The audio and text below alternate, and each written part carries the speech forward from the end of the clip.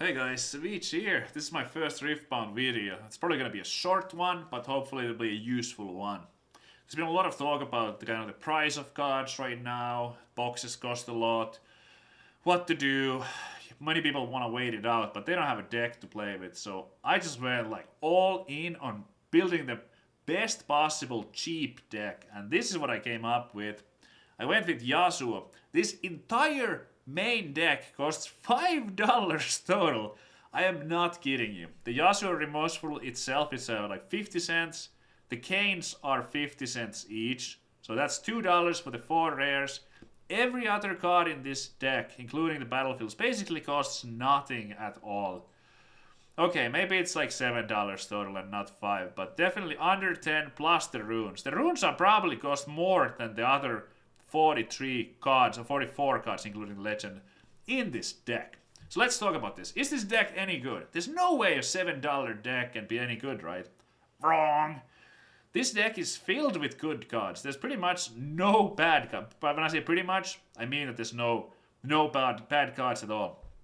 These are some of the staples from both green and purple that you see in best Master Yi decks, best Annie decks, best all decks really, and a lot of them happen to be in common. Defies, of course, powerful, like the counter spells. Gust, giving you the tempo. This is a very high tempo deck. As you see, most of our cards are quite cheap.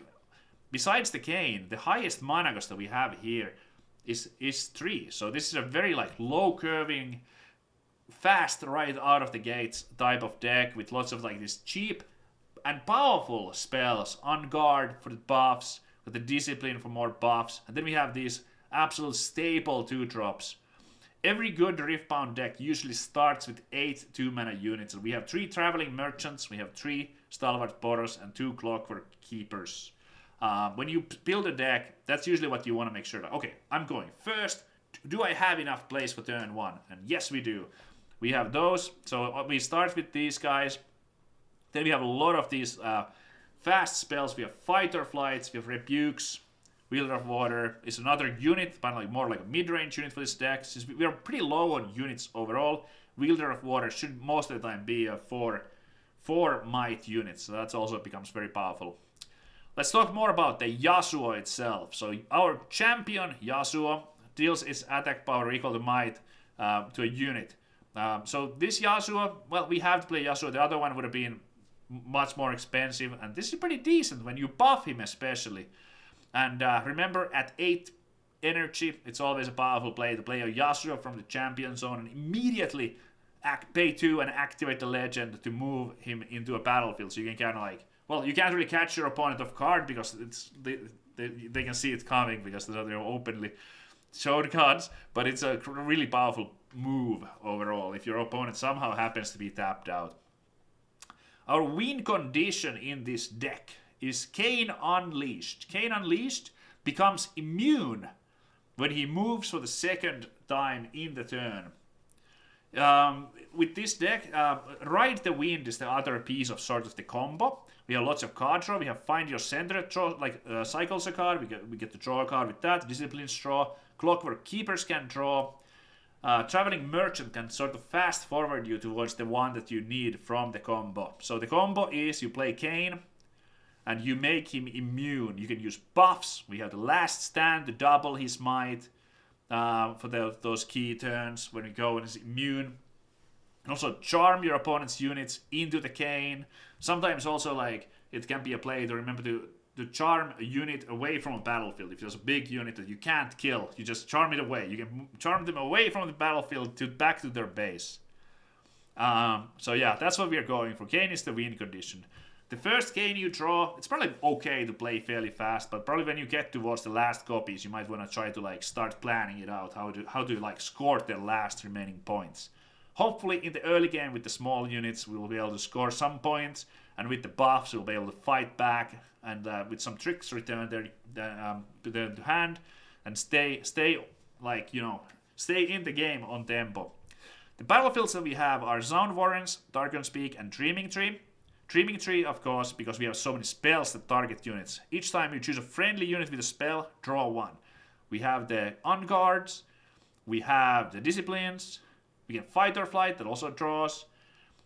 Sometimes you can gust your own unit as well. Usually, most of the time you will end up gusting your opponent's unit, but it does sometimes happen. Ride the Wind also, like if the unit is at that battlefield, Ride the Wind will draw a card to begin the combo. Targon Speak, ready is 2 runes. We obviously have many reactions here. We have the Defies in particular, extremely key with the Targon Speak. Defies, we got the gusts, we got the buffs. So a lot of stuff for the Targon Speak to use with even the one Rebuke. Rebuke, obviously, it's like the best we can do against a big unit. If your opponent gets a big unit, Rebuke is ideally what we can do to kind of just neutralize it, set it back to hand, and maybe they can't play it again. Fight or Flight can buy you extra time fighting the unit. If the big unit is moving into your battlefield, you push it back with the Fight or Flight, so that's another way to deal with it. Zone Warrants is the one that I'm not 100% sure about right now. Is that the best third battlefield? But it seems like usually in these type of decks where we are so low curving, there's so many cheap cards here that you may run out of cards. So what Zone Warrants does is that if you don't have anything to discard, you just draw. Also, sometimes you might, let's say you draw multiple copies of Defy or multiple copies of Charm. You just kind of like, you want to like try to dig for those key cards and just kind of like keep going. If you're having trouble finding your Kane to finish the game, it can really help out. So yeah, it's also, we got Traveling Merchants, so sometimes like the multiple movements, it really like gets you through your deck to find the particular action or reaction spell that you need for the situation. Yeah, that's pretty much it. Extremely cheap yet effective deck. You want to wait for some more cards to come out before you don't want to buy those $85 time warps. Well, here's something to consider. This should be a totally fine deck to bring to your local game store, play for a Nexus night, play with your friends. If you just want to get playing and you want to have a good deck, but you don't want to blow your bank to do it, here's one option. This is the best I could come up with. I will be doing a lot more Riftbound content. This is just the first of many more to come. I have so many ideas in my head, I don't even know where to start.